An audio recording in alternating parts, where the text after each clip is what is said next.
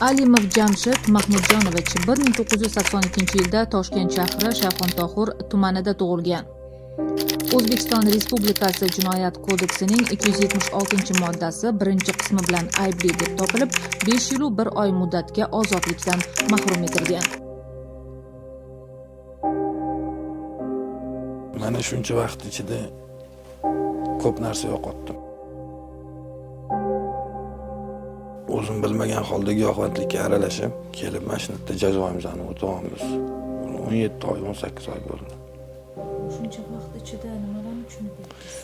Oilam katta. Aka-ukalarning ichida kattasiman. Shunaqa joyga kelib o'tirmayman, ularga bosh bo'lib o'tirish o'rniga.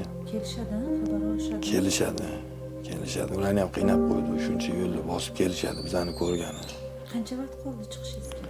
Xudo xolisa 1 yilcha qoldi.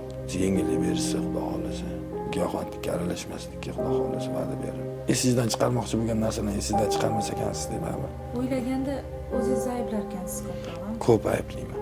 Insonmiz, balki men to'qchiligi, sho'xchilikdir, endi balki nafsga berilgandirmiz. Amakilarim o'tib ketishibdi men bu yerdaligimda. Armon bo'lib qoldi ularni. Bu yoqqa ham kelib mana hunarli o'rgandim. Hech o'ylaganmisiz mana shu o'ymakorlik bilan shug'ullanaman deb? Yo'q, o'ylamaganman.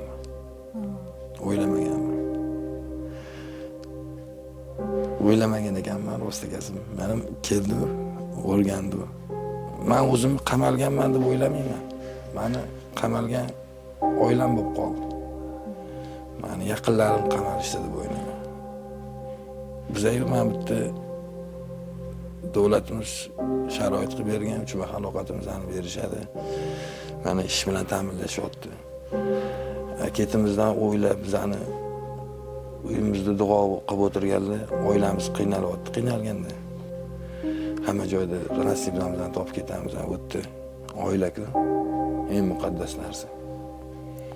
Shu oilamiz qiynalishyapti. Boshqa narsa emas. Pushaymonman.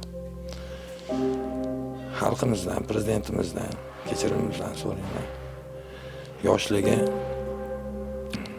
bunaqa narsaga aralashmasligini maslahat beraman. Va yaxshilik bilan tugamaydi, yaxshi yo'lga olib bormasligini maslahat beraman.